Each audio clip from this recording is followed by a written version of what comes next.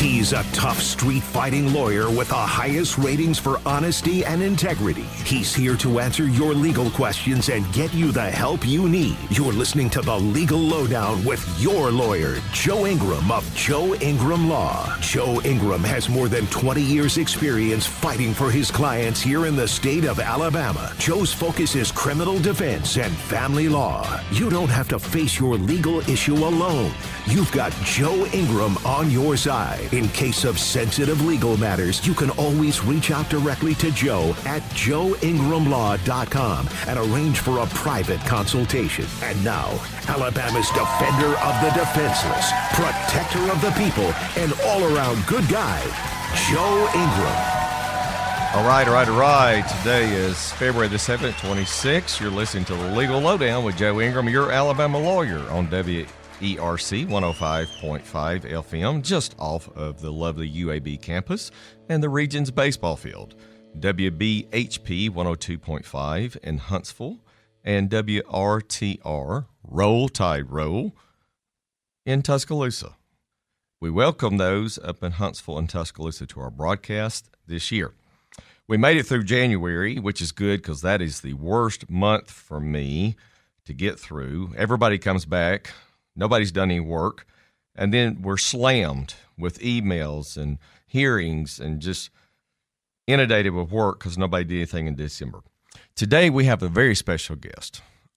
He is a nationally known trial lawyer, and he is from Florida. His name is Mark O'Meara, and we're going to go straight to him because I want to get every second I can with him.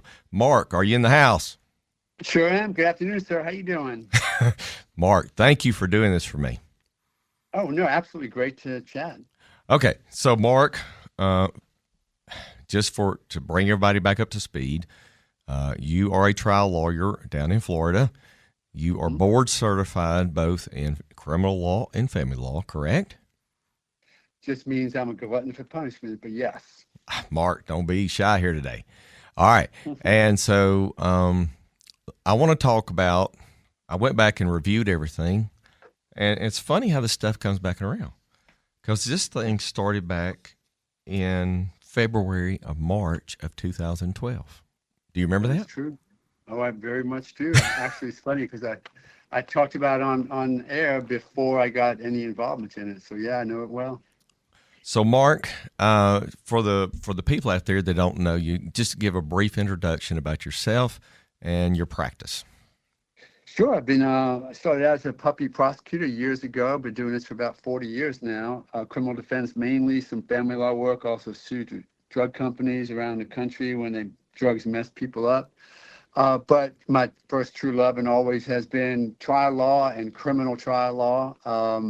And I've been doing it ever since, and I love it. I guess I got over 150 trials or so. I love representing somebody. Could never represent myself, but I love representing somebody in front of their peers to try and explain away what happened and why sometimes. Mark, how did you first get the George Zimmerman defense case? How'd you get that? Well, it's interesting because I mentioned I had been doing some local and regional talking about it because it didn't really have much get up and go behind it in the first several weeks of it, right? It was just sort of the happening. But then it started catching fire because a few people on a national level started talking about it. And I guess I was on, a friend of his was trying to get together a lawyer for him. And there was a list of like 5 people on that list. And then there was another lawyer somehow got involved to try and get a person or a lawyer for him, and I was on that list. So I was sort of on both lists, and George called me up because he was coming into town, since he was still out of town in hiding, coming into town, and just called me up. And he said, well, they want me to come into town, so let's meet, tomorrow or the next day. And I went, George, just so you know, you are getting arrested when you cross that state line, or as soon as you stop and tell them where you are. Not a bad thing, but they are charging you with a crime, which is why they want to get you back in their jurisdiction. As it turns out, that turned out to be accurate, and not a great crystal ball if you do this for a living. But because I sort of warned him and got it on track, we sort of built that initial trust, and I went to see him in jail that night at 11 o'clock, which is where they brought him, and that's where it started. We're talking with Mark O'Meara, trial lawyer of Florida. We're talking about the George Zimmerman Trayvon murder case back from 2012. Mark, so when you get the case and you announce to the world that you're going to represent him, then your street outside your office becomes flooded with what we call mainstream media or drive-by media. Oh, yes. It was crazy, and I'm not kidding. It was, I got to the office about 5:30, announced it sort of because some people must have heard something. So I got a couple of calls in, and by about 6 o'clock, I said, yes, I'm going to be representing George. And I am not exaggerating because it's all on video. By 6:30, within a half hour, there were a dozen or more satellite trucks, and you know those. I mean, they're just big trucks on Little Street. And there's this one picture of me coming out to say, hey, I'm representing him. And you can see this crescent of about 60 or 75 reporters just in this half circle wrapped around me. And back then I had a little cottage house as my office. And I am not exaggerating. It never led up to this extent. There were never a time when there was less than a half a dozen or more reporters in my office. And I mean, like sitting in the lobby, they would bring sandwiches, they would bring donuts or coffee, just sitting there to see what might happen that they wanted to be there for. And that lasted going on 2 years. Mark, I want to ask you a question that I don't believe anybody's asked you to date. So I think I might get to throw you a curveball here. All right, go ahead. All right, so you have a modest office, and you've got the world in your face. Mm-hmm. How did you protect the evidence from somebody getting it? Were you ever concerned about somebody breaking in your office and trying to find discovery evidence or something? Did that ever cross your mind? I was. I mean, there was a lot of security concerns that we had. I mean, first of all, again, my little house was right on the street. No gate, never mind gated community. My home itself was right on the street, no gated community. And you're right, within those walls, everything they were working on was, you had to be very careful. And I will tell you that we had to double and triple up, 2 or 3 different times, enhance the security that we had for our internet. We had to basically come off internet, and we would go on it to do what we had to do and then come back off, because even back then, a decade ago or more, people were trying to just break in to get to not only the discovery, that's one thing, and strangely in Florida, discovery becomes public record pretty quick, but all of my stuff, not only all of the work that we were doing on Zimmerman to build up a defense, but, you got to remember, I was working on Zimmerman, and no exaggeration, 30, 40 hours a week minimum, but I was still running a practice because Zimmerman wasn't paying. So that extra 20, 30, 40 hours a week that I was working, to midnight and weekends was keeping the business afloat. And all of those clients had their own rights to privacy in my office. So it was bizarre. So, yeah, it was frightening. All right. So you get the case. I know that you had to get one of the judges to recuse themselves, if I remember correctly. Correct? Yeah, actually, it turned out to be 2, but yeah. One early on and then another one. Okay. And I went back and I did some research. At some point, this case is being tried out in the press. Was there ever a decision thought about, bounced around between you and the state to maybe enter a gag order in this case? So we had talked about that. It was funny because the state, so initially the state loved it because the groundswell was sort of in favor of the state to begin with, right? I mean, Miss Corey, who I'm so happy that she's not a prosecutor anymore. I could only hope she's not a lawyer. She doesn't deserve to be a lawyer, and I will say that to her face again if I ever see her again. Okay. So I don't mind saying it here. Sue me if you want. Be glad to take it on. Okay. But sorry, my little rant. But initially the groundswell was sort of in her favor, and it was okay. And then, what they didn't like was what we were doing, because in response to it, and I will tell you, this was all uncharted territory for me. We actually had a Facebook page for our case, for the George Zimmerman case. We had a Facebook page, we had a Twitter account, and I will tell you, I was on with the Florida bar a bunch, because I'd never done that before. Nobody's ever done that before, and it's scary as all get out to start doing things like, what are you doing, putting a Facebook page up for your criminal defense client? But we sort of had to, because there was so much of a groundswell of information flowing by us, most of which was inaccurate, but that we had to stay up with it, right? We had to know what people were saying, what they were thinking. This is our eventual jury pool. So yeah, so it was, the gag order may have helped along the way, but this case was such a, it just caused such a fire throughout the whole country that making believe it didn't exist, like a gag order tries to do, I think it might have hurt more than helped. Oh, I can see that now. Hey, so something you said I want to unpack for the audience, because most people wouldn't understand what we just said. All right, so you're calling the Florida Bar, I guess, Office of General Counsel to get an opinion if you're doing something that's going to get you in trouble with the bar for doing something unethical, right? Absolutely true. Right? Absolutely true. Okay. And were there ever times when you put something out? I know you're doing this because you're trying to get your position out in the media as well. Did you ever put something out and hit send or post and you think, uh-oh, we shouldn't have done this? I mean, did you have those?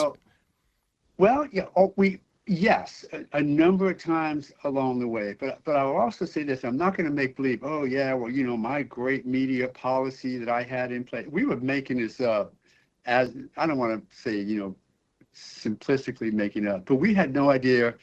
We were in a completely new territory. So when we were doing things, if you looked at all of the media presence, if you looked at every word I said on this case for the 2 years I was involved in it, and just, had some now AI look at it and say, okay, what's here? I never said George Zimmerman is innocent and Trayvon Martin deserved it or anything like that. I really never took an active stand regarding the facts of the case. And I didn't want to, because that's really dangerous. But now I did go after the state a few times when they did stuff that they should not have been doing. But if you actually culled through it all, I was very cautious about not taking stands that I knew could come back and burn me in front of some judge or jury one day. So while it was scary as all get out, trying to figure it out along the way, we tried to be really careful to protect ourselves and protect the integrity of the process by what we were putting out there. Right. You were just trying to fight a battle in the press and keep the game fair for potential jurors.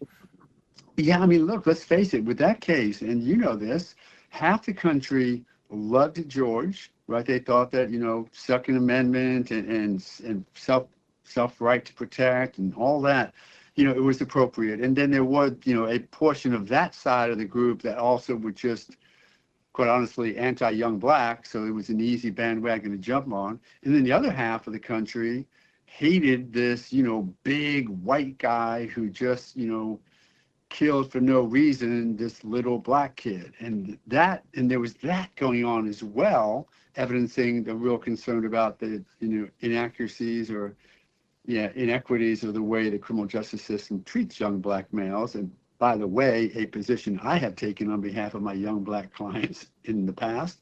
But yeah, there was so much of that stuff going on that you had to be so careful because, fast forwarding 2 years, we knew we were going to pick in a jury that everyone was going to have an opinion about this case. Everyone did. Question was how to figure it out. Yeah. Hey, Mark, switching gears because I want to get as many questions in as I can in our time. All right, so there was a legal defense fund set up in this case, correct? Yes, scary as all get out. That was a couple of phone calls to the Florida bar. But yeah, go right ahead. Okay, so Because this was one of the first times I think this had ever come into play, right? Or First one I've ever heard of in my life. yeah, Yeah, there's been a couple of politicians who put out some requests for money, but no, this is the first time ever of a criminal defense fund. okay. So you set up this fund. Did the money go into your trust account ideally, or what did y'all do? No. How did that work? Yeah. So, and again, I wanted to be, I mean, you talk about, you really want to be dangerous with the Florida bar. You start talking about money, because, you can't touch client money. If it's not your money that you've already earned, don't go near it. And now I've got, and I literally turned out to be, I think, $700,000 or $800,000 or $700,000 came in over the next year. So now what do we do with this? So I did, and I'm not kidding, 3 or 4 phone calls with the Florida bar, how to do this. We set up a separate account, because it's not, I don't want it in my trust account, separate account. We brought in a CPA to be the quote administrator over it. Smart. Yeah. I didn't take a penny. I didn't, people think, oh yeah, I went off and bought cars or whatever. No, we didn't take a penny for our fees. I will tell you, at the very, very, very end, when the case was over, verdict was done, we took a few dollars, and I'll talk to you about that whenever you want, at the end. But during this, we never touched it. It was used for living arrangements for him, security for him, some other craziness that happened. But yeah, that was scary itself, because we had people $10, $15, $20 at a pop. They would be sending in checks and things like that, because there was a real groundswell of support for George, just like there was a groundswell of support for Trayvon. And yeah, we're sitting there trying to figure out what to do with all these checks coming in, and I didn't want to touch them. Hey, so Mark, all right, look, I mean, let's be honest here. You're not a big firm, what we call big law. No. How in the world did you do this and then do all your other cases and still make any money? How'd you do that? Well, no, I'll tell you, I didn't make any money, but so here's the way it happened. I had a good practice going. I was very happy. I was doing a little bit of work here and there, and I was being on TV, and, had a good reputation and was making good criminal defense fees and good family law fees, and then this thing hit. And I am not exaggerating.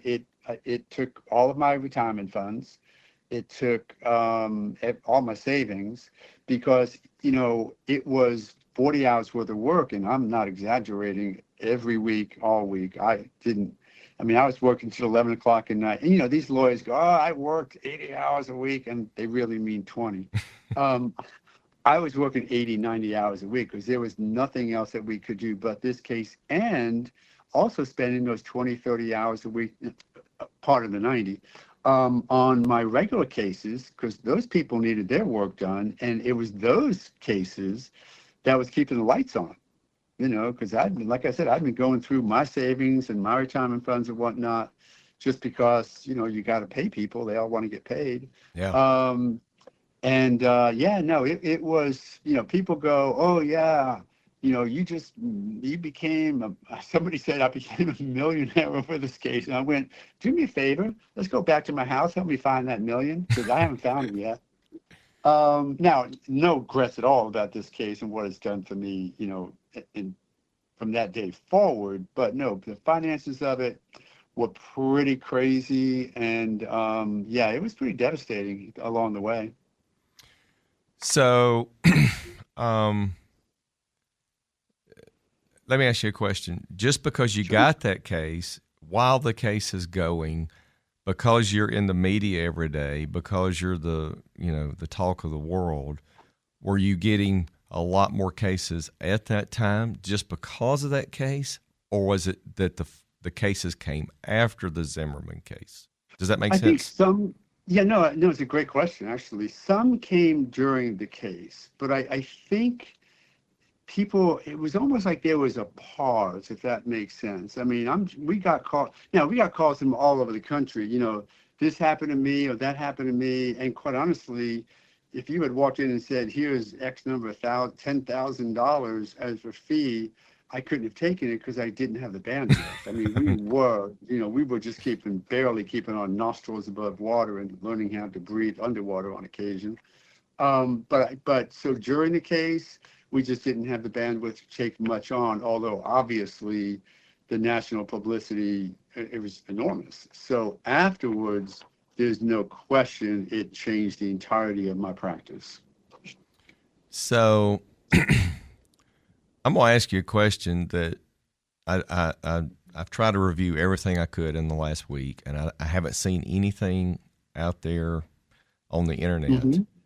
So after this case, after everything is said and done, do you think you ever recouped financially probably what you spent time and effort in that case? Does that make sense? Yes, I did. I mean, just look at it this way, sure, like the pragmatism of it, right? I spent, let's just say, it's really less than 2 years. Let's just say 2 years working, busting my butt on that case. Now, fast forward from 2013, July 2013, when the verdict came in, to what I have accomplished, quote, accomplished today because of the national notoriety, reputation, whatever you want to call it.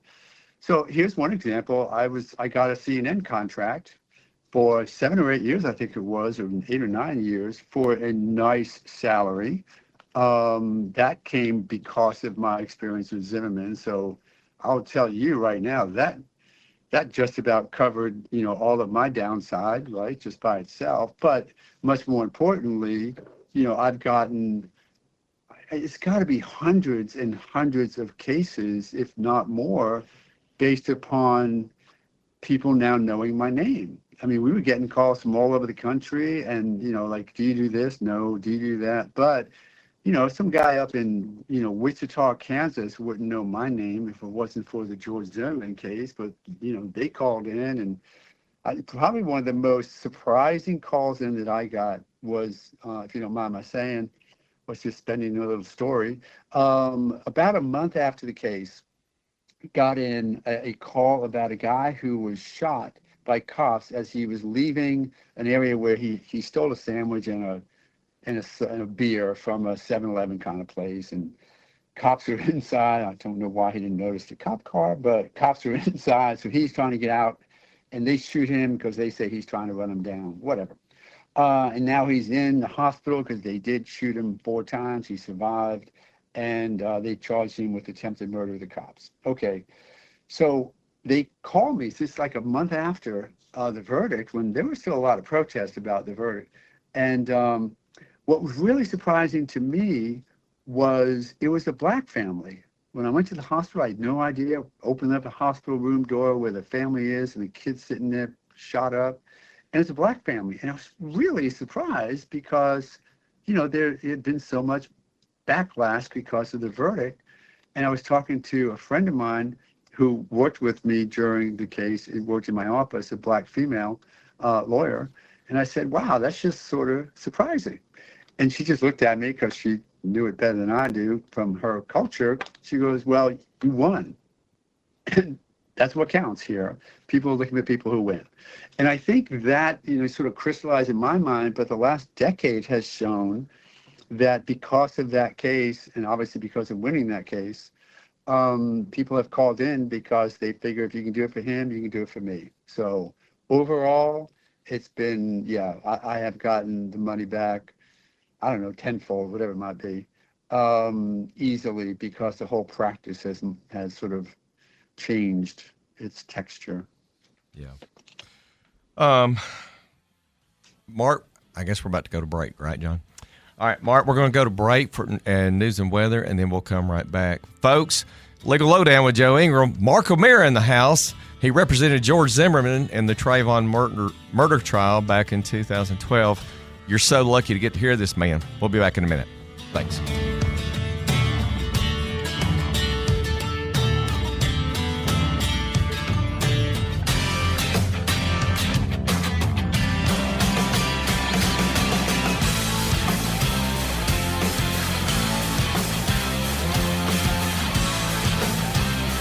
You're You're listening to The Legal Lowdown with your lawyer, Joe Ingram. If you need confidential legal help off air, reach out to Joe at joeingramlaw.com. Stay tuned for more.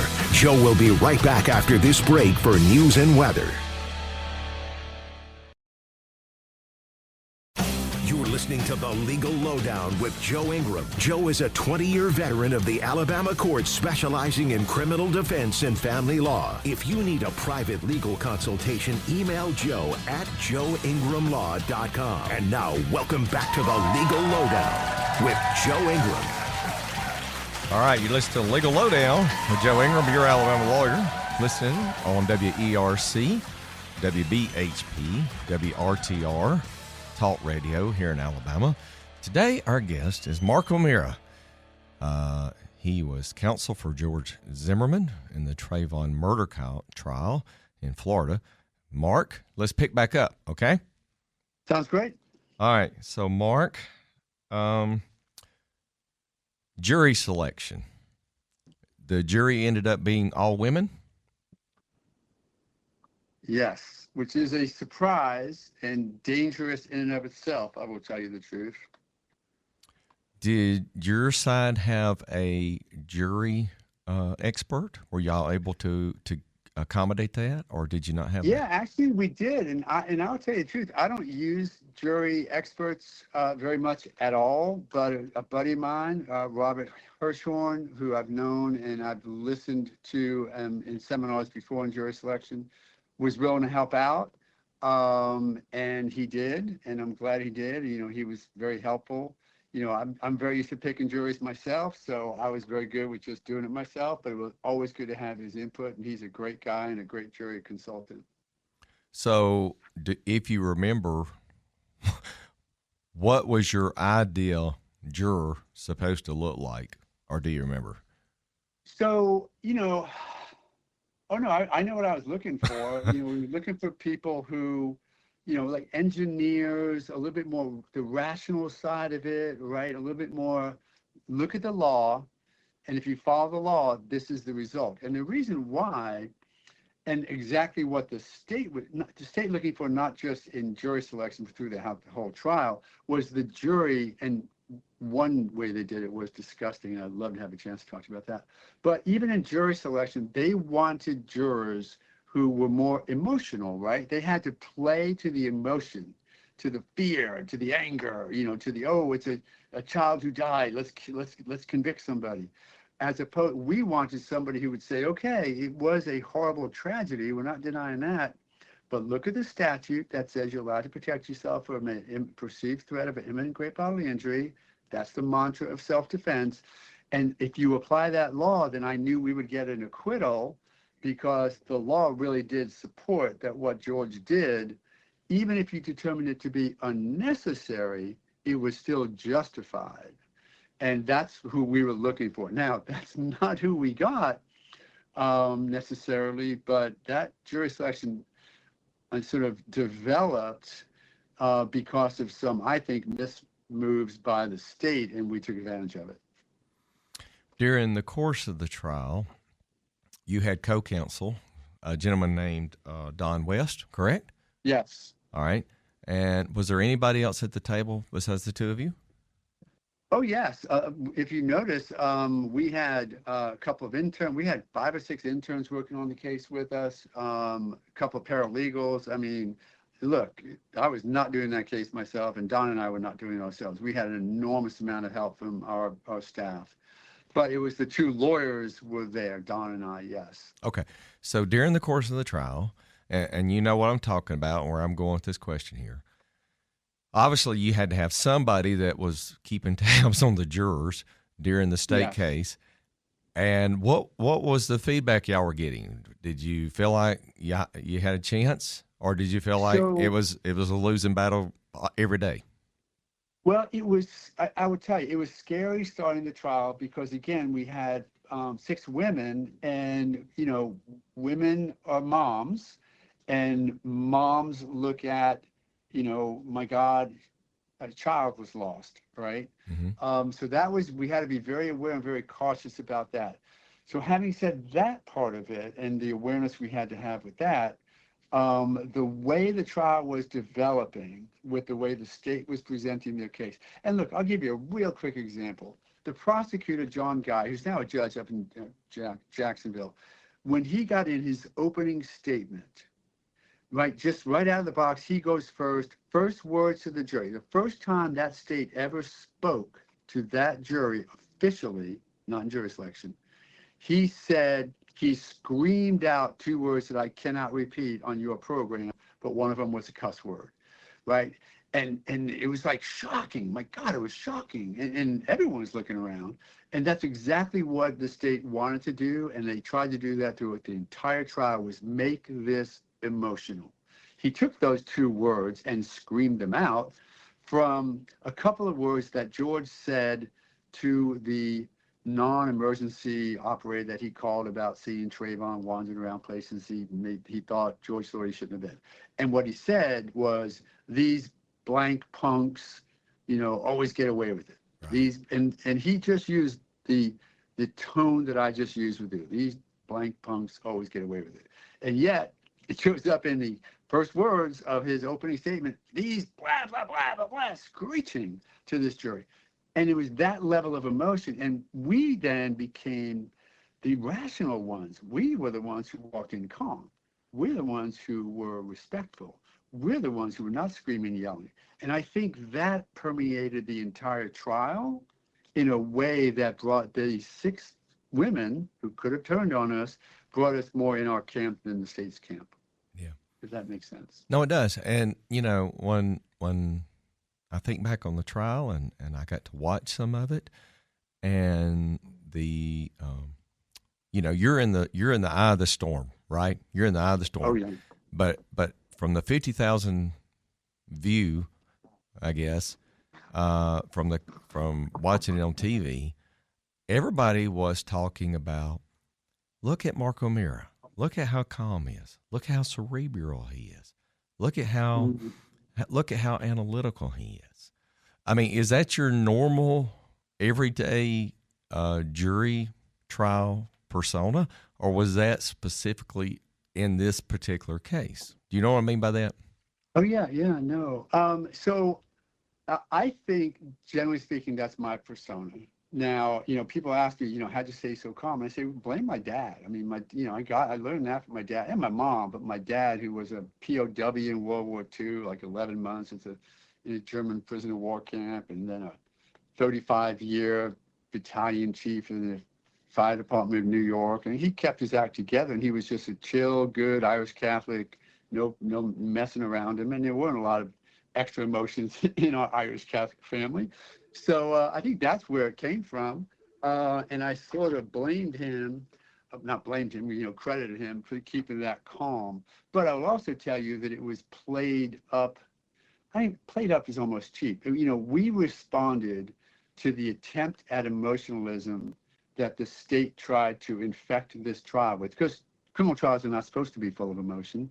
They tried to infect it because that's the only way that they'd get their conviction. And we countered that with what you just said, staying calm. All right. So we're talking off here. You got Don West was your co-counsel. Tell the audience how you conned Don into come doing this with you. So I've known Don. I was a puppy prosecutor, and Don was already at the public defender's office over in Seminole County. So I've always respected him. He's a great trial lawyer, better trial lawyer than he actually showed up in that trial, to be honest with you. And he's been a great friend. And we were out having dinner early in my involvement in the case. And it was with him, good buddy John, who's now a circuit judge up in Seminole County as well. And, I might have had a Jack Daniels and Coke or two. It's okay. And we chatted a little bit. And, I said, well, look, man, what you do in the federal public defender's office? Come play with me, let's go have some fun with this case. It was starting to get interesting, not really spooled up yet. But, and I guess he thought about it for a few days, called me back a few days later and asked if I was serious. I said I was, and he left the federal public defender's office and, came over and just started busting butt with me for those 2 years. Wow. Where is he now? Yeah. He is mostly retired, living out in Texas and California. He's got most of his family back out in Texas. Still doing a little bit of work, but not much. But, he ended up with a much different perspective of the event, of the Zimmerman event, than I did, unfortunately. Yeah. Hey, Mark, I want to ask you because you're 69, correct? Well, inside or outside? Inside, I'm still in my 30s, but people keep telling me I'm getting older. I know, but just follow me. Hang on a second, Mark. Yeah. All right, so you're 69, correct? Yes. All right. So I want to ask you because, I'm 54, and a lot of my friends are already planning their retirement. And for me, Mark, you don't know me personally. My theory is if you do what you love and you love what you do, you never work a day in your life. I love what I do for a living. Okay. Absolutely. So I don't have this number in my head where I'm walking out and quit practicing law. So where I'm going with this is, Mark, is there a number for you that you're walking out, or is this something that you still thrive on? Let me give you a lengthy explanation. Okay. No way am I leaving this. I love this stuff. I'm not kidding. Somebody asked me the other day, and I just offhand said, no, I intend to learn something every day. And quite honestly, no, I'm not stopping. And then I joke and say, well, I don't golf, so what in God's name am I going to do if I stop practicing law? I enjoy this so much. It's like you said, if you love it, I haven't worked a day in my life. I really enjoy this. And I'll also tell you, part of it is I do a lot of training for younger lawyers, and I could never give that up. I mean, that's just fun. I mean, that's just enjoyable to give them some of the. I wish that I had. I don't want to say, this sounds horribly egoist to say it this way. I wish I had somebody like me to teach me when I was much younger. You know what I'm saying? Yeah. And I intend to do that for as long as somebody will open the door and let me walk through it. All right. So, I want to change gears really fast because I only got about 14 more minutes with you, and I'm going to let you go. Thank you for your time. Mark O'Meara is with us, guys. Sorry, I forgot to say it again. Mark O'Meara, the Trayvon Martin trial. He represented George Zimmerman. Mark, you also have a good divorce practice. You are board certified in family law in Florida. I saw a video of you the other day talking about divorce cases, and you talked about the trigger as an example in a divorce case, whatever the trigger is, whether it's a piece of china, the dog, whatever it is, the hill you're going to die on. I do a lot of divorce case. Divorce, people make fun of people that do divorce work, but I'm telling you, Mark, you got to be a psychologist, a sociologist, a lawyer, a counselor. I mean, there's so much that goes into it when you do divorce work. Yeah, there's it really is tough, and that's the stuff that will get you in the belly. It really is, right? Because here's the problem that I see. Most people think, you can talk about no fault divorce and all this other crap. Most people think that a divorce is the great equalizer. That once I get to my divorce situation, my lawyer, my judge, my jury for those cases where they go to jury trial, that I will finally out everything that I have gone through. I will get credit for every hour of overtime. I'll get credit for every diaper that I've changed. I'll get credit for every curse I endured, or whatever it is. It will be the great equalizer, and finally there will be a balance in the universe, right? And you know this as well as I do. But you walk into a case with me as your lawyer or a judge as the judge in the case, and they say, we can't. Most people want them to listen or watch the entire video of the divorce, right? This is what happened in the beginning, then year one, year two, this Christmas, that Christmas, this child, that child. And the judges tell us, no, I want to see a snapshot of the day you got married, right? So I know what you had. Right. And I want to see one snapshot of the day you got divorced. So I know what you have. Everything in between, I cannot replay that video. That's it. And people leave the process sort of, unfulfilled, right? And we as lawyers have to get them ready for that, right? Got to get them ready for the fact that, this is not going to be a balancing of the universe. This is going to be you're getting divorced, get through this as quickly, as painlessly as possible, because one, you're giving up half your kids. In most states, you're giving up half your kids, so to speak. You're giving up half your money, so to speak, and then you have to move on. And it's really frustrating that people don't get their, their quote day in court where that judge is going to sit back and go, oh yeah, he really was a jerk, or she really was obnoxious, or whatever it is. Yeah. I have found, Mark, in my practice that sometimes, and I'll say about 80% of the time, after I take depositions and both sides have had their chance to almost have like a cleansing, you know what I'm saying? Mm-hmm. Where they've got to sit across the table from their spouse. They've gotten their lawyer to cross-examine my person. I've cross-examined that person. I've asked them every question on their son that they probably regret. It's almost like you're able to settle the case then, because it's like they had their day, their cleansing to be heard. Does that make sense? Yeah, absolutely. And you're right. Once they, and it's funny, I think I learned that lesson without knowing I learned it back when I was a young puppy lawyer, where we were fighting over, and I won't get into the graphics of it, but we were fighting over a couple of stupid things, and it was senseless. One of them was a shotgun reloader, which is what, $50 if you buy a brand new one. China said that I know they paid a total of $50 for it if they didn't get it as a wedding gift. But this lady would not settle her case until she was in front of that other guy, in front of a mediator, and said, you made me do this. And I won't get any further into it.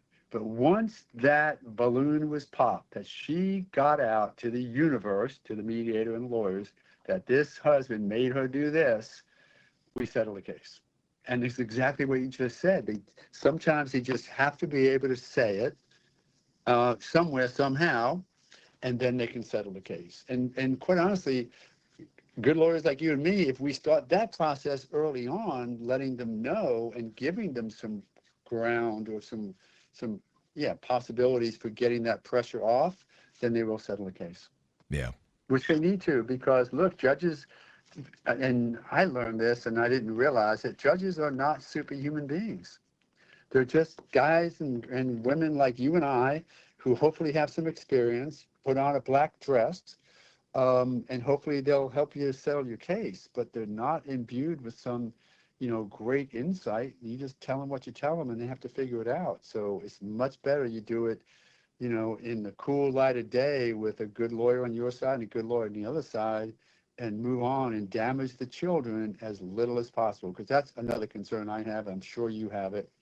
The children are the victims of most divorces, and it is just unfair. Yeah. If I have the better parent, then I'll fight for custody. If I know I don't have the better parent, or I find out during the course that my client doesn't have a chance in Hades of getting custody of the children, then I sit down and I have that heart-to-heart talk with them, and I'll say, one, I don't want to spend your money. Two, I don't think you're going to win that in front of a judge here in Alabama. And three, I don't think it's in the best interest of the children. That's my rules, and I live by that. Because for me, at the end, the children's are the ones that are used as pawns in divorce cases sometimes, and I won't be a part of that. So, right, and quite honestly, and see, some people don't want that your type of lawyer, my type of lawyer, but those are the ones they need, because they don't need the idiot. And I'm sorry, here's my last rant. They don't need the idiot lawyers going to sit back and pay me most of your retirement fund, and I'll go show him to be the jerk that he is, and it has no effect on the judge. So you've wasted $20, $50, $100, $200,000 on attorney's fees, and you got nothing more than someone like you or I will get them being the rational, reasonable, let's get this through with the minimum amount of damage on you and on the kids as possible. And those lawyers who do that, who churn divorce cases, in my opinion, special place in hell. And the other side of it for me is, I practice in the middle third of Alabama, okay? And I know most of the judges. Well, after that case is over, Mark, I'm still going to see that judge again in my career. And you know what I'm saying. I'm not going to burn my credibility with the court just over one case any day of the week, right? Absolutely true. It's just not worth it. And it doesn't even help the system. That's what's frustrating to me is that, these lawyers go in there and just litigate for the sake of litigating. The lawyers know you're being a jerk. The other lawyers know you're being a jerk. Maybe you're padding your retirement fund with your client's retirement fund, but you're really not supposed to do that. Go do corporate law where it doesn't matter, I guess. Yeah. All right, Mark. So I got about 6 minutes with you. All right. So share with I'm the here. audience. Just chat away. No, listen. Share with the audience what you would like to be remembered for. What are you doing now? What are you really excited about and you're doing in your work right now? So I'm doing. I have the benefit. You have to say this the right way. I have the benefit of having a number of pretty high-profile cases going on right now, high-intensity murder cases going on, and I just like. I liked having the time to really focus on those. So that's got me going. I really enjoyed that. I'm at the point in my practice where I do get some of the bigger or better cases, even in the family law end, you can do some real good. But I will also tell you that I've taken on in the past several years doing some what's called mass tort work, which is suing drug companies when their drugs mess up.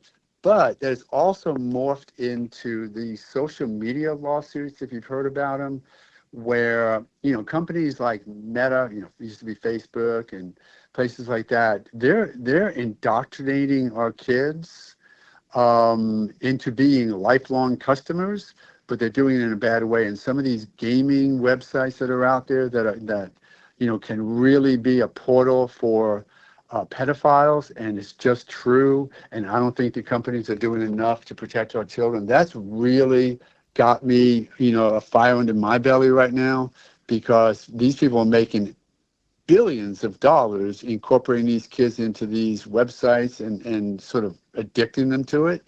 And we are going to pay the price. We already are paying the price of kids who now just stare at screens all day long. And I mean, I say to my nephew, get out in the field, man, throw a football over you, right? Throw a baseball, do something. But they are intentionally addicting these children, and they'll get off on a rant about Facebook and the way they would delay likes to teenagers. And, if you delay a like, you get more of an adrenaline buzz or a dopamine buzz when you get them.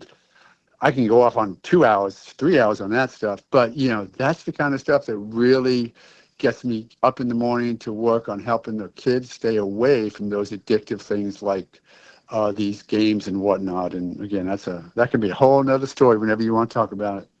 It's funny you just brought this up. There's a case that started 2 weeks ago, Mark. If you're following it, it's a landmark trial case, is what they're calling it, against social media. Have you been following that? Very well. Mark Lanier, a good buddy of mine, is doing that case. He was doing part of it. Okay, and yeah, if I got this right, one of the lawyers got sick last week or something. So is the trial halted, or did I get this wrong? Oh no, you're ahead of me. I don't know that. Is that true? I saw a story. I saw a story that one of the lawyers got sick or ill last week, so the trial got halted. And I haven't seen anything this week to get caught up. But I thought maybe you knew something I didn't know. But okay, wait a minute. Here it is. Arguments in landmark social media addiction trial, and that's Meta. Yeah. Ought to start next week, and that was a couple of hours ago. So it might have been delayed. Yeah. But they're getting back to it. Yeah. Yeah. So. Yeah, that's against Facebook. That's that Meta one I was talking about with the addiction, and they're talking about the delays of likes and whatnot. Yeah. We're going to talk about that case in the second hour. I had that in my news story for the week. That's interesting. Yeah. Mark, let me ask you this real quick. Sure. When's the last time you talked to George Zimmerman, and where does he go from here in his life? So I'm telling you, it's been years, and I mean 5, 6, 7, 8 years I've talked about it. We just sort of fell apart after that. Not right after the trial, but pretty much, because even during the trial and the getting up to the trial, I call it, and look, I know a lot of lawyers who suffer from celebrity-itis, where, all of a sudden you get in the spotlight and you think you maybe a touch more than maybe you really are. And people, and look, some people could say that about me, right? I went from just being a, lawyer with a good practice to all of a sudden every day on TV. I hope I didn't get too caught up in it, Some people do, and I think that George would do better staying away from spotlights and just live his life however he wants to. But there was that period of time where everything that could happen to get him in front of a camera seemed to happen.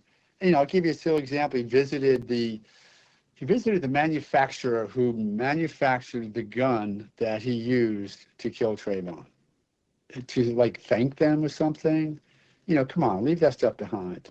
You still have a dead 17-year-old, even though, like I've always said and will say, it was under the statute, that was a justified shooting. But you don't need to go thank the manufacturer. Just move on, that kind of stuff. All right. Mark O'Meara of the O'Meara Law Group down in Orlando, Florida. Mark, thank you for your hour that you spent with me today. Thank you so much. Oh, absolutely. No, great chat with you. I really appreciate you. I love the conversation. Good luck with it all. Real fast, folks. Mark called me last June on a Saturday night, and I conned him into doing this. Mark, thank you.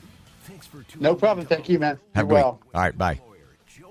Of Joe Ingram Law. Don't forget to follow Joe's Legal Lowdown podcast on iHeart. If you need a private legal consultation, reach out to Joe on his website, joeingramlaw.com. Tune in again next Saturday for the Legal Lowdown with Joe Ingram. No representation is made that the quality of legal services to be performed is greater than the quality of legal services performed by any other lawyer. He's a tough street-fighting lawyer with the highest ratings for honesty and integrity. He's here to answer your legal questions and get you the help you need. You're listening to the Legal Lowdown with your lawyer, Joe Ingram of Joe Ingram Law. Joe Ingram has more than 20 years' experience fighting for his clients here in the state of Alabama. Joe's focus is criminal defense and family law. You don't have to face your legal issue alone.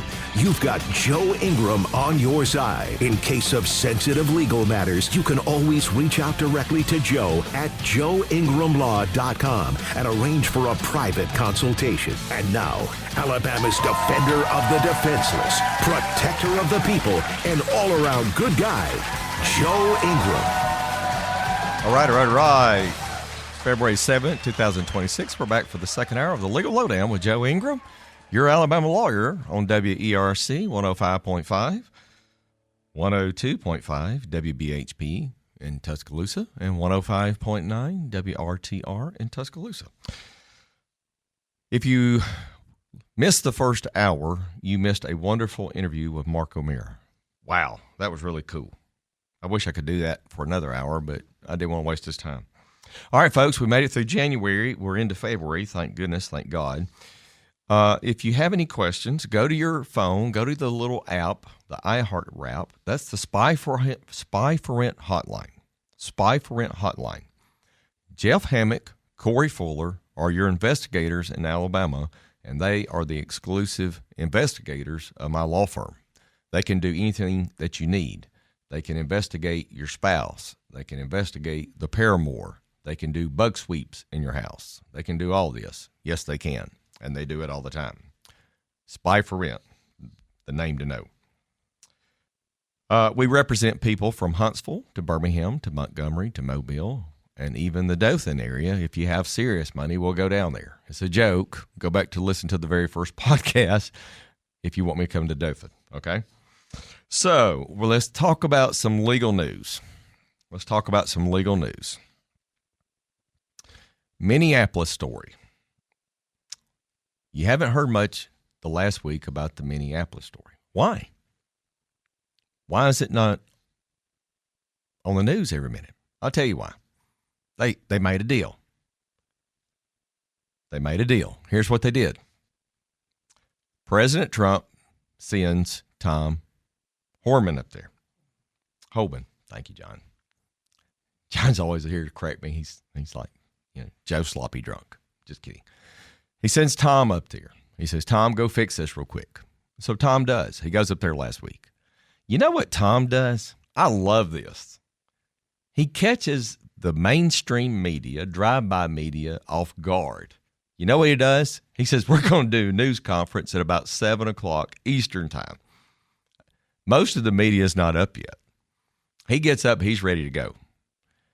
And it catches everybody off guard. They're not ready for it. But they make a deal with Minneapolis. And they say, look, we're going to back off a little bit, but the people that we want to really get, you're going to give them to us, and we're going to get out of your city. That's what happened. They made a deal. So we're getting done what we need to get done, but we don't have the cameras up there every day. So that's why Minneapolis is not on the evening news like it was for about 14 days ago. Very good development in that case. All right, we got to talk about Iran for a second. Iran's a major story.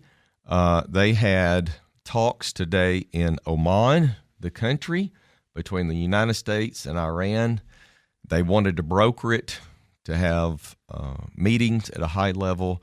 They told Khomeini to go get in a cave because every time he comes out, all he does is talk about us, the infidels, and the Jew state being the Zionists, and kill them all. So they sent him into hiding. Well, folks, hang on. This thing's not over yet. In the last week, Iran has taken 2 oil tankers hostage again in the Strait of Hormuz. So I don't know what's going to happen. But I also know this in the last week. There was a drone that came directly at a United States ship, and they finally shot one down.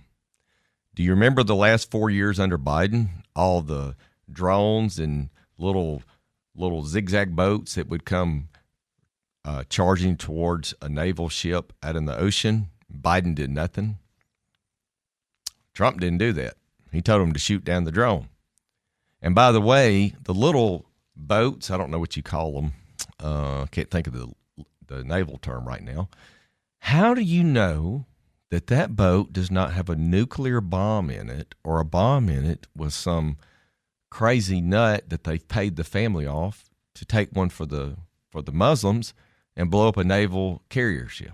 You don't know that. So my philosophy is that if an Iranian guard ship comes at a United States ship, you blow it out of the water every time. And we can't negotiate with these people. It's already in the news again this week. They're back building more missiles, okay? These are not people that are going to comply. They're not going to comply. It's not going to happen with Iran. And if you noticed in the last 2 weeks, the gold prices shot up to $5,800 an ounce overnight. And it also moved the oil market, which Trump didn't want to do because we got Maduro out of Venezuela, and that was supposed to help us with the oil market. We were being counterproductive there for a little bit. I don't understand that. So the gold market's been up and down the last 2 weeks. By the way, all this goes hand in hand globally, okay? Bitcoin on Friday was like $60-something thousand. It was $90,000 2 weeks ago. It's down in the 60s. Why is this happening? All this is interrelated.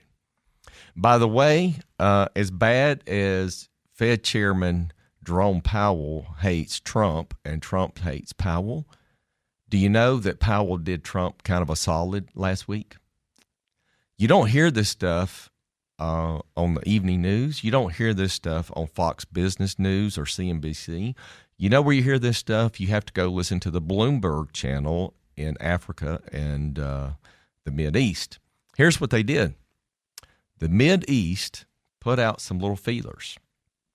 And they said, hey, we're going to go out on the market and we're going to go buy some Japanese yen. That's their dollar. Why did we do that? Well, number one, the Japanese have been a big buyer of U.S. debt all of our lives. They are thinking about not buying our debt anymore because the Fed balance sheet is $8 trillion. $8 trillion, the Fed balance sheet. It was $1 trillion about 5 years ago.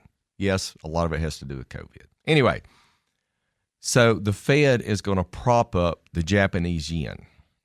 And they think by doing this that if they prop up the Japanese yen, it's going to devalue and weaken the American dollar. They're trying anything they can to bring interest rates back into alignment. They just can't right now. Everything's so out of whack. And by the way, it was in the news this week. Do you know how many people work for the Fed? 3,000 people. The Federal Reserve Bank. 3,000 people. And I think they have some ungodly number, like 400 or 600 PhDs in macroeconomics. Does it take that many people to determine interest rates? And by the way, just so you know, Jamie Dimon of JP Morgan Bank, he told you at Davos 2 weeks ago, the Federal Reserve does not run the world financially. They are a lagging indicator. The market sets what's happened financially.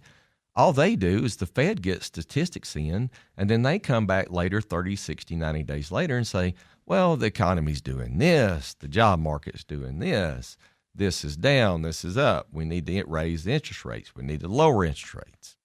So the Fed is not the end-all and be-all of the Financial Times as it's played in the press, by the way. I know that was a little wonky, but needed to be talked about. Big story that happened 2 weeks ago.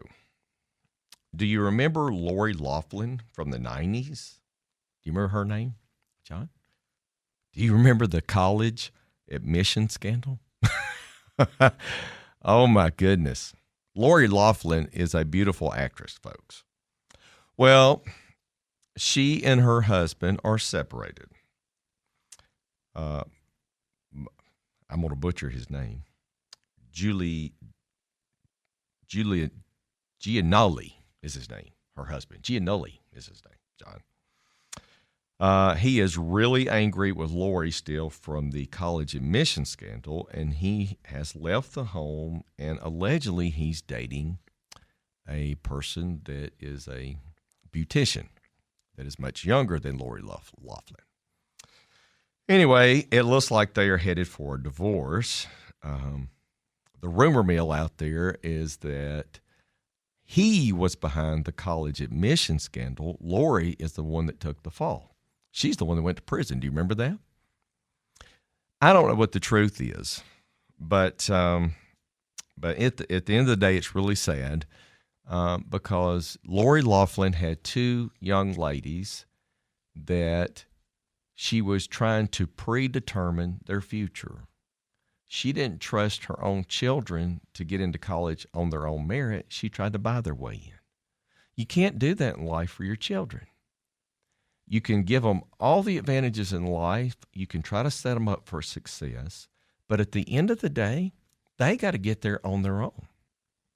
I mean, at some point, you've got to perform on your own merit. And that's what this was about, the college admission scandal. And it was huge. It was a huge scandal. Bad story. This is a big story for the legal industry that I found really fascinating in the last week.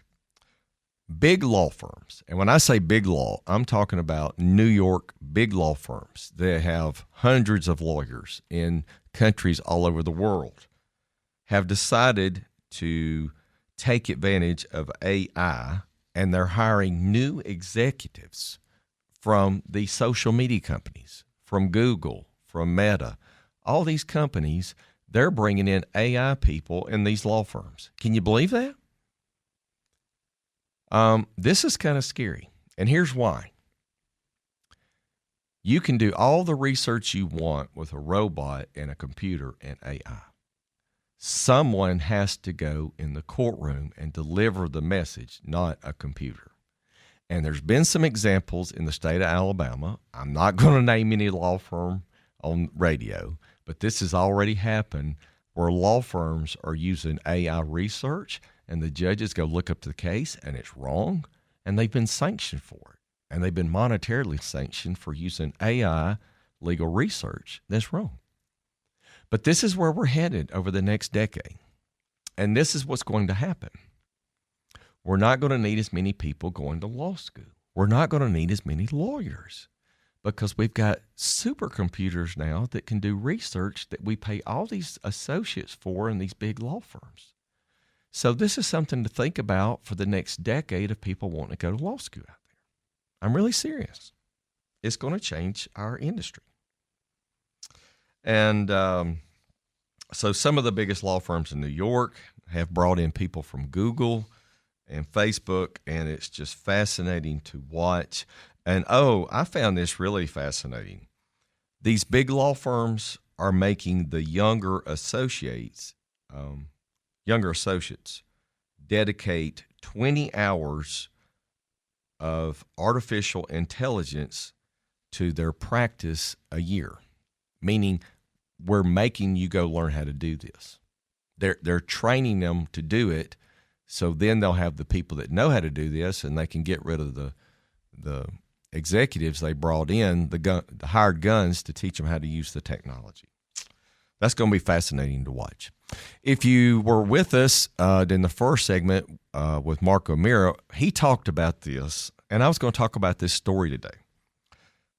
Landmark trial test claims against social media that harms teens. This trial started 2 weeks ago. This is like the same case in the 80s where people went after the tobacco industry, RJR Nabisco. Remember that? Smoking kills you, so we're going to sue all the people that make cigarettes. Well, you made a choice to smoke the cigarette. I also believe that you make a personal choice if you want to spend your life on Facebook or Instagram or Snapchat or whatever it is, TikTok, Twitter, YouTube. I don't know. It's a personal choice. Also, do you remember the lawsuit against McDonald's where somebody got a cup of hot coffee through the drive-thru and they got burned? So they sued McDonald's for millions of dollars. And so now there's a little sign up in the window. It says, "Caution, the coffee may be hot."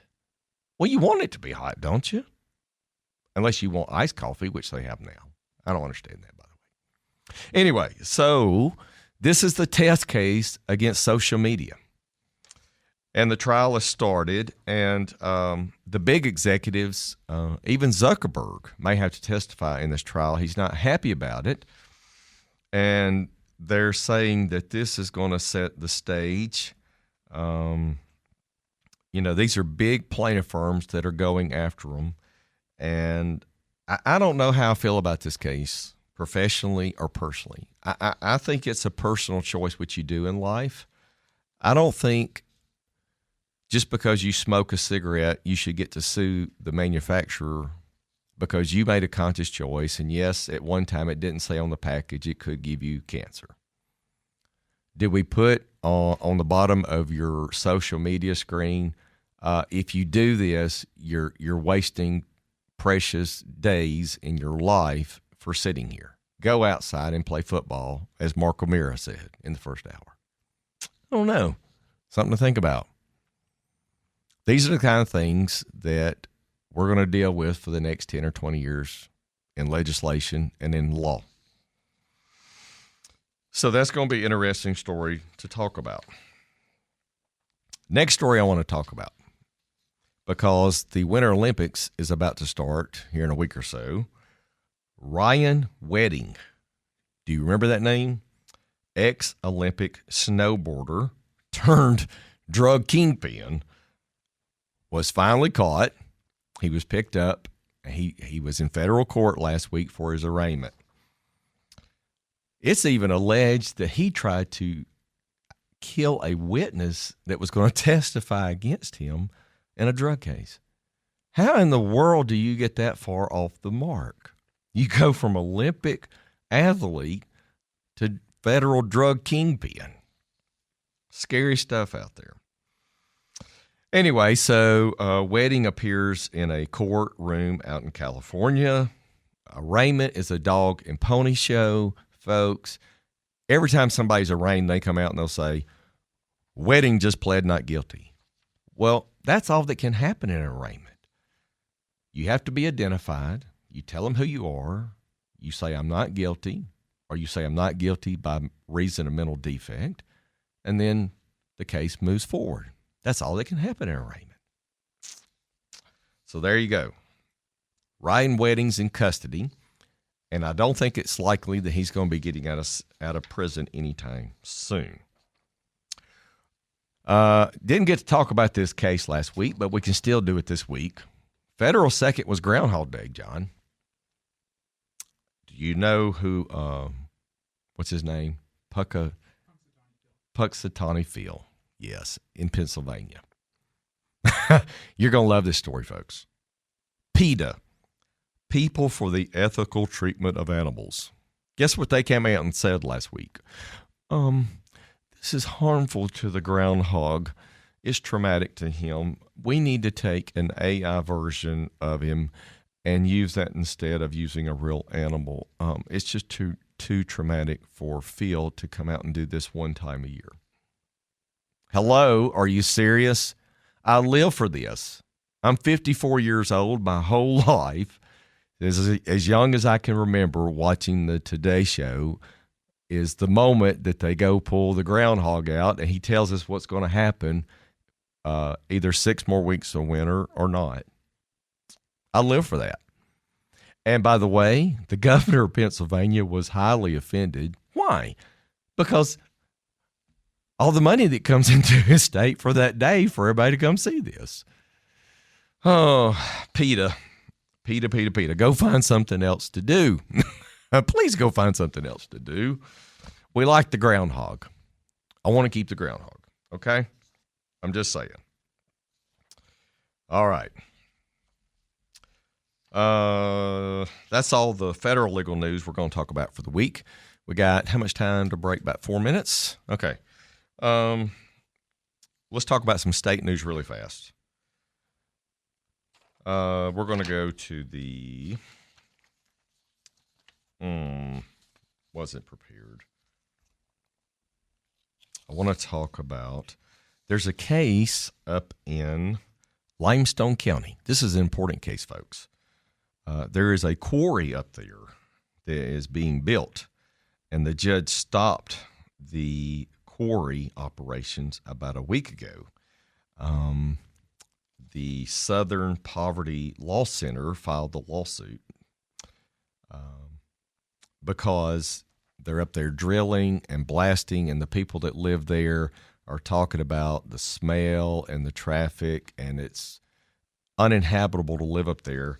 Thank goodness the judge stopped in a week ago and has stopped all work on the quarry up in Limestone County.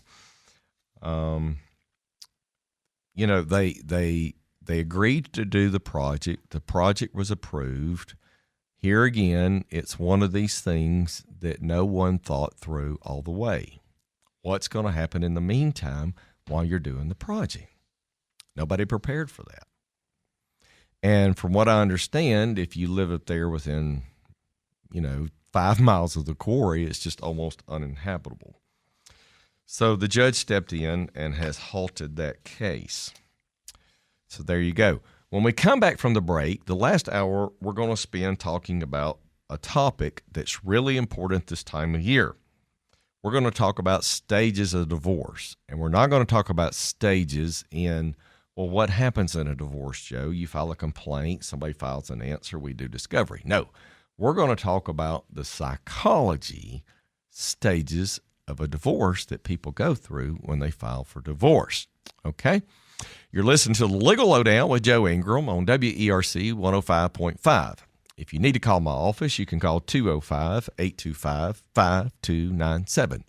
205-825-5297. If you need a consultation, you can speak with Holly or Elizabeth or our intake specialist team, and they'll get you in for a consultation. My office represents people in divorce cases. My office represents people in criminal cases. We represent people in municipal court cases.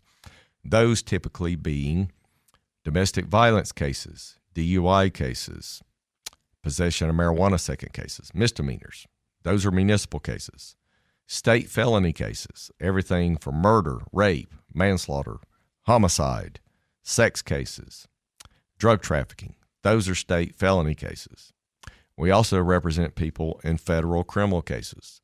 There was a story in the news this week. 19 people were rounded up in a fentanyl case. It was a big case that just broke this last week, by the way. So, you're listening to the Legal Lowdown with Joe Ingram. We're going to be back here in just a minute for the final segment of our show. If you missed the first hour, please go back, listen to the interview with Mark O'Meara. Man, what a phenomenal trial lawyer. He is board certified both in criminal law and family law, and he's an excellent lawyer in Florida if you move down there and you need counsel. Okay? So hang on with us. We'll be back in a few minutes, and we're going to do the final segment of the week. Got a lot to talk about. I got my my little side joke about the Super Bowl we may talk about if we get there. And what a great week. We made it to February. In about 4 weeks, we get to change the time clock. Thank God. We'll be back after the break, okay? All right.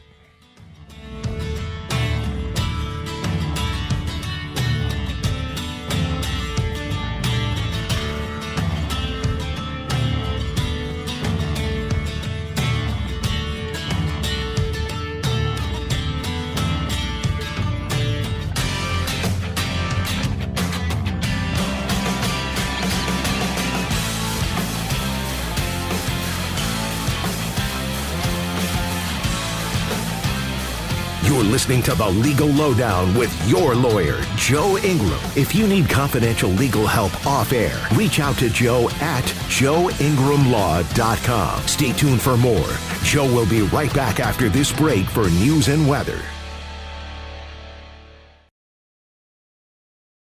You're listening to The Legal Lowdown with Joe Ingram. Joe is a 20-year veteran of the Alabama courts specializing in criminal defense and family law. If you need a private legal consultation, email Joe at joeingramlaw.com. And now, welcome back to The Legal Lowdown with Joe Ingram. All right, you're listening to The Legal Lowdown with Joe Ingram, your Alabama lawyer on WERC 105.5, just off of the lovely UAB campus and by the region's Barron baseball field. If you're up in Huntsville or Tuscaloosa, thank you for listening in to our broadcast as well. If you have any questions or comments, go to your little red app on your phone. That's the Spy for Rent hotline. Spy for Rent hotline. Jeff Hammett, Corey Fuller are the names to know for investigations in the state of Alabama. They are the exclusive investigators of my firm, and they are the best. Two topics I want to bring up. I forgot that we thought about during the break. We talked about this about a week ago. Bill and Hillary Clinton were subpoenaed to testify before a congressional committee. They were a no-show.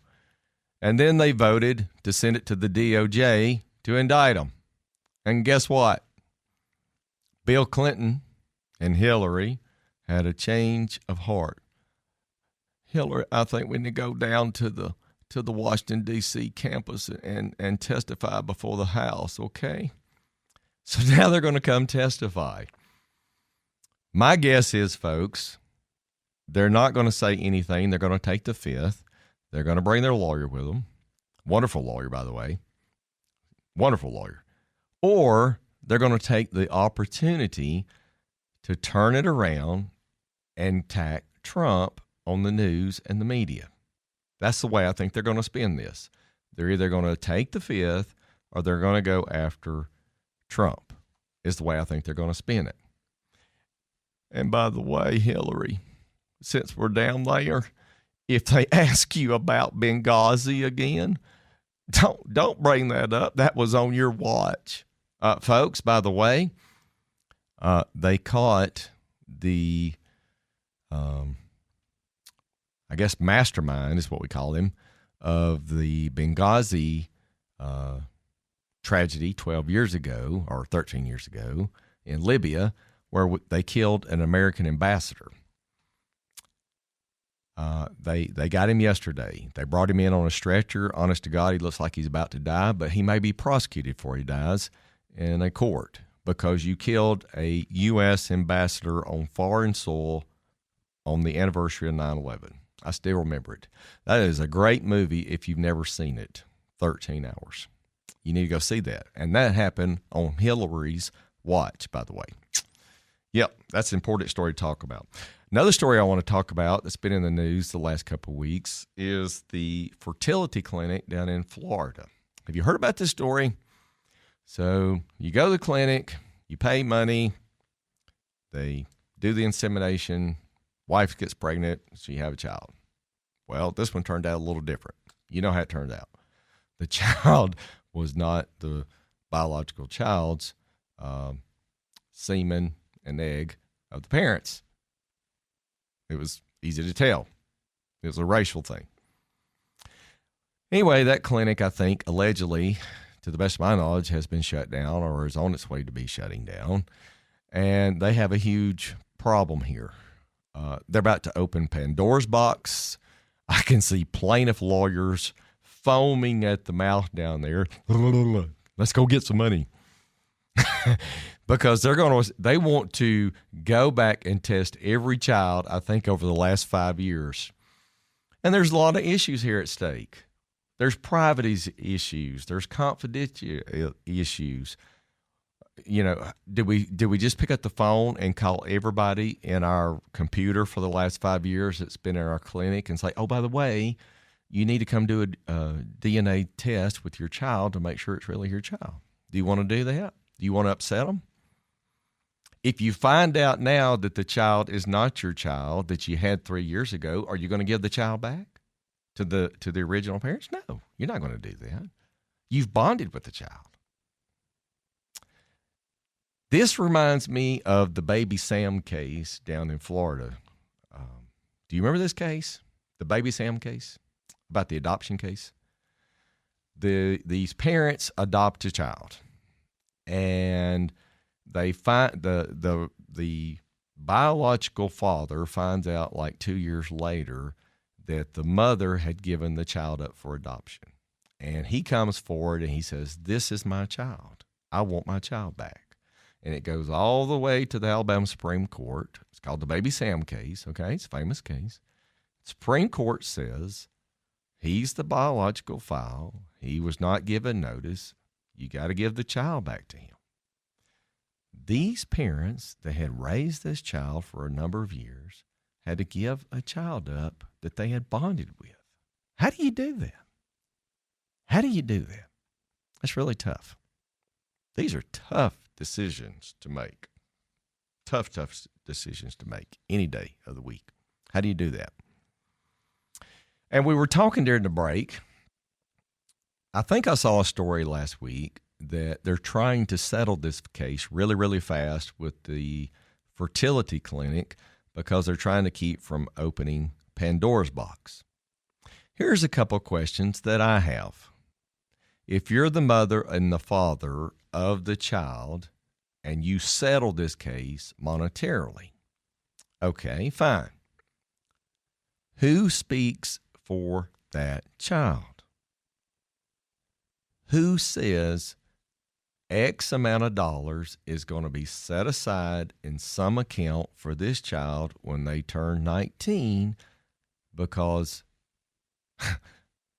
you're not my parents, you're not my mother, you're not my father? How many times do you see where someone has an adopted child, they tell the child, you know, you were adopted, and they say, I want to go find my biological parents. Okay, fine. Well, in this case, this child's going to say, I want to go find out who my parents are because you obviously are not my biological parents. Oh, and by the way, how much money did you get to settle the case? Well, we got $10 million. Well, how much money did I get out of it? Well, you didn't get any of it. We got the $10 million because we're the one that paid for the procedure that made you a human being. Well, where's my money? See, this is a whole legal issue that I think about at night. Who speaks for the child to determine how much money is their money out of the compensation fund? I don't know. That's a good question. Something to think about for plaintiff lawyers down there. And I'm not even in Florida. And what if they don't get any money? Does the statute of limitations run and they don't get to come forward when they're 19 and file a claim against the fertility clinic that we know is either going to be out of business or bankrupt, right? So they lose that all the way around. This is just a cluster. That's what this is. This is a cluster. There's so many issues on here. Can't even imagine it. Anyway. Okay, so we're going to talk about stages of divorce. Stages of divorce, folks, because it's that time of year. I'm not talking about filing a complaint. I'm not talking about you file an answer after a divorce. I'm talking about stages of divorce. Joe, what in the world are you talking about? Well, here's what we're talking about. The first stage of divorce that I have experienced over the last 22 years in my practice is called denial. Denial of the divorce proceedings. And what do I mean by that? Well, somebody files for divorce, and then the person that gets served with the papers ends up in my office. And during the consultation, I'll say, "Did you know this was coming?" Sometimes they'll say, "No, I had no clue that my spouse was unhappy. I had no clue that my spouse was about to file for divorce. I had no clue that my spouse cleaned out the house last week, took all the furniture, took our children, closed the bank account, and they're gone. I didn't know this was coming. This is a shock to me." There was no clue to you? You didn't see any red flags? Sometimes not. You know when else this happens a lot? Not just at the first of the year. This happens at the end of the school year. When school gets out and they know that little Johnny or little Jane or little Sally doesn't have a schedule, one parent will fly the coop with the kids because they know they don't have to start school until August again. So they leave in May, leave in the night. Happens all the time. Denial is the first stage of divorce. Happens all the time. Next stage in divorce that I see routinely in my practice is fear or anxiety. Fear or anxiety is real. They are fearful because they don't know what's fixing to happen in their life. They don't know where they're going to live. Am I going to get to live in the same community with me and my children? It costs more when you divide a house and you have to live separately than when you live together. That's two separate households. Are you going to be able to afford to live on your own? I had a gentleman come in to see me about 2 years ago. Wife filed for divorce. First thing we always do is run the numbers for child support, what he's going to have to pay. And he said, "Mr. Ingram, after I pay child support, I'm not going to have enough money to live on my own. What am I going to do?" That's a real dilemma.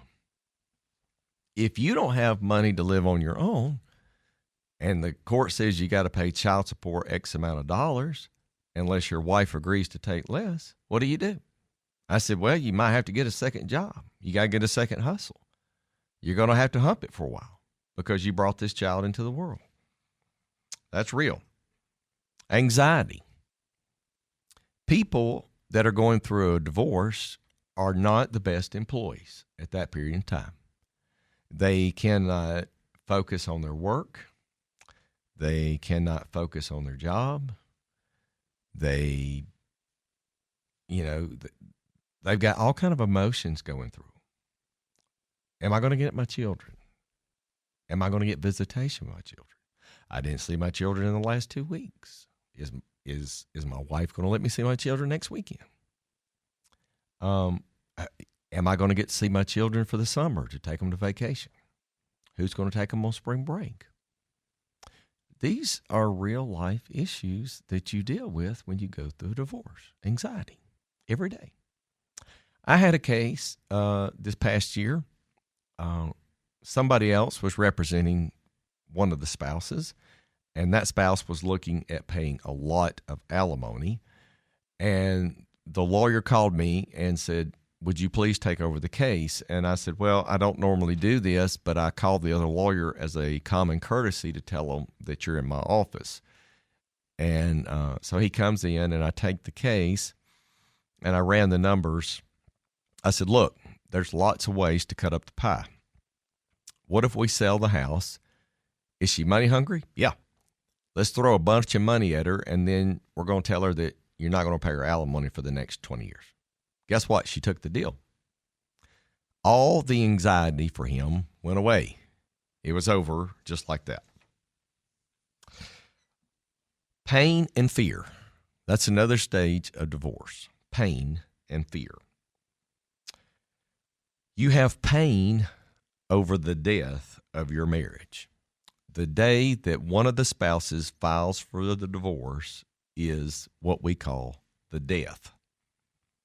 You are in pain over the death of your marriage. We are looking at the body in the coffin. We are having the ceremony. The ceremony is the divorce case, the litigation. How long is this going to last?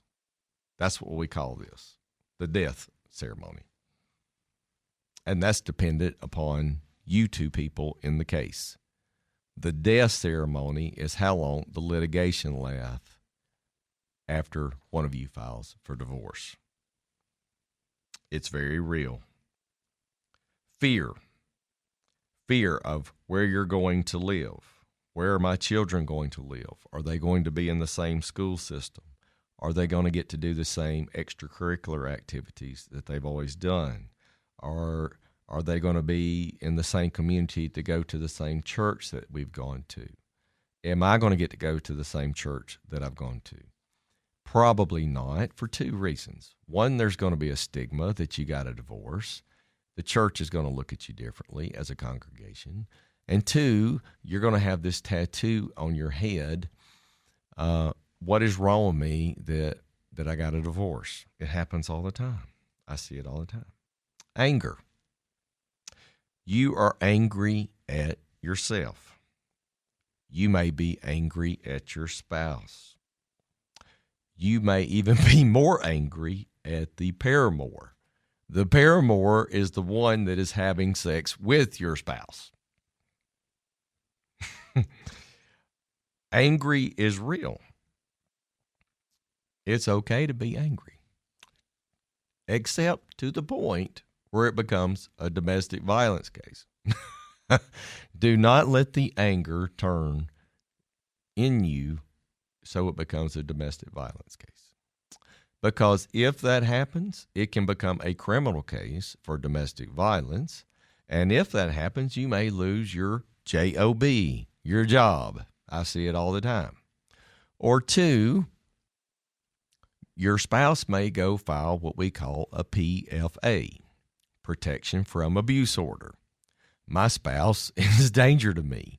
Keep them away from me. It's not funny, but I see it all the time. Somebody is so outraged in the divorce that they blow up, they tear up a room, they tear up furniture, they tear up a cell phone. The police come. Somebody's leaving the house that night, folks. It always happens. Anytime there is a domestic violence call and 911 comes, somebody's going to leave the house for a cooling off period. It's just a fact of life. We talk about that all the time when I have consultations with people for divorce cases. I will tell them, if you're about to lose your temper, leave the home. Do not let your spouse bait you. Do not let your spouse get you so mad that you do something that they're going to call the police on you. Don't let them record you screaming and yelling at them or cussing at them or flying off the handle. Don't let that happen. If that's going to happen, take yourself out of the situation. Sometimes you have to leave for a little while to cool off. Sometimes you may need to leave the house anyway while the divorce is pending. It happens all the time. Bargaining. Joe, what is bargaining? You bargain with yourself. What was I not doing that led to the death of my marriage? What was I not giving the person that is my spouse? Will anybody ever live with me again? Am I damaged goods? That's bargaining with yourself. What could I have done better for my spouse? What should I have said? Should I have been a better husband? Should I have been a better wife? Could I have been a better parent? Could I have been more supportive with my children? You may even ask your spouse, well, I tell you what, you call off this divorce, you put it on hold, let's go see a marriage counselor and see if we can save our marriage. I'm all for that, guys. I'm not here telling people to run out and get a divorce. If you can save your marriage, save your marriage. Okay? I'm telling you that. But you'll bargain with yourself with all these decisions that are going on in your head and in your home, wondering what could have been different. The next phase is called the guilt phase. Guilt, yes. I should have been a better person. I should have been a better husband. I should have been a better parent. A lot of times, my female clients particularly will feel guilty about their spouse having an affair. They'll come in and tell me, Joe, I know he's the one that cheated, but I feel guilty about his infidelity.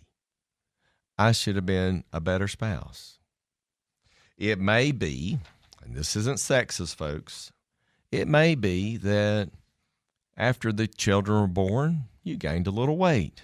You're not the same person that the two of you were when you got married. It may be that either one of you doesn't exercise, take care of yourself, stay in shape for your spouse. You always have to date your spouse. Just because you're married does not mean that you still do not date them. You should still have a date night. You should still have time set aside from your children where you become attractive for your spouse. If you're a stay-at-home parent, there should be one day a week where you really get fixed up to be attractive for your mate. You always have to date your spouse.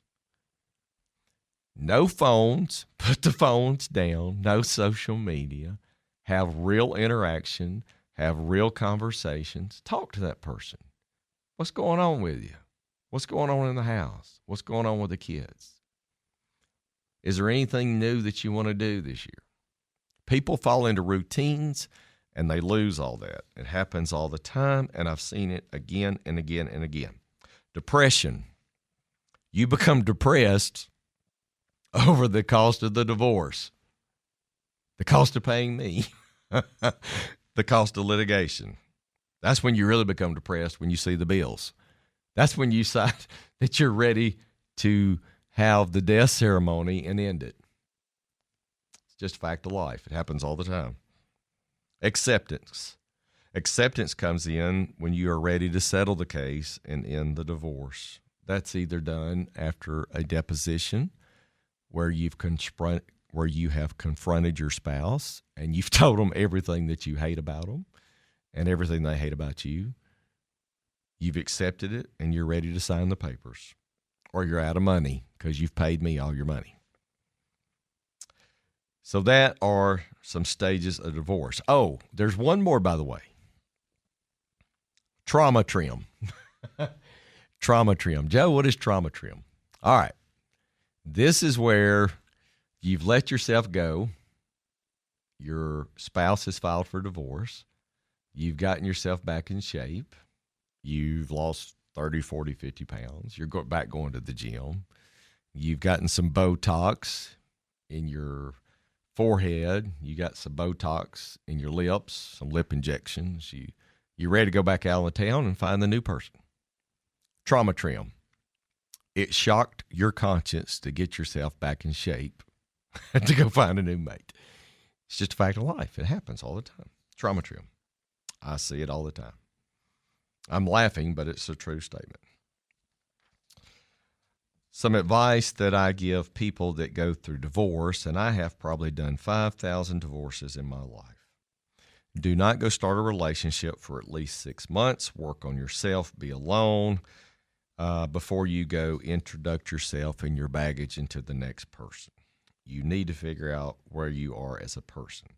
For my male clients, I tell them, do not go live with a woman that has minor children in the house. Why, Joe? Because you do not want the minor children to come forward and say that you touched them some way sexually. You'll have a criminal case. And yes, I've had that happen several times. Do not put yourself in that position. I always encourage clients to read some books after a divorce because you've just been through a trauma. One of my most famous books is called The Body Keeps the Score. Body Keeps the Score. It's written by a famous Harvard psychiatrist, Vanderkolk, K-O-L-K, Vanderkolk. The Body Keeps the Score. It's a big book, but go read part of it. Go read a chapter. It'll help you in what you've just been through, and you might discover something about yourself that you didn't know and how you got to be where you are in this position. So that is what I call stages of divorce. Yes, I could write a little book about divorce because I've seen it so many times. And by the way, it's January, so we just opened 12 new divorce cases for the year. And I see it in every case because I get to see it from afar rather than being in the eye of the storm. I see it all the time. Before we get away, endurance is what separates the unstoppable from the ordinary. Humans are the fastest. We are not the strongest. But when it comes to endurance, we are the best when others fade. We remain the same principle, drive us in competition. The ones who keep going push past the pain, the fatigue, the doubts, are the ones who win because endurance isn't just about the body, it's about the minds. It's about refusing to stop when everything tells you to quit. Never stop. Gotta go. Bye. Of Joe Ingram Law. Don't forget to follow Joe's Legal Lowdown podcast on iHeart. If you need a private legal consultation, reach out to Joe on his website, joeingramlaw.com. Tune in again next Saturday for the Legal Lowdown with Joe Ingram. No representation is made that the quality of legal services to be performed is greater than the quality of legal services performed by any other lawyer.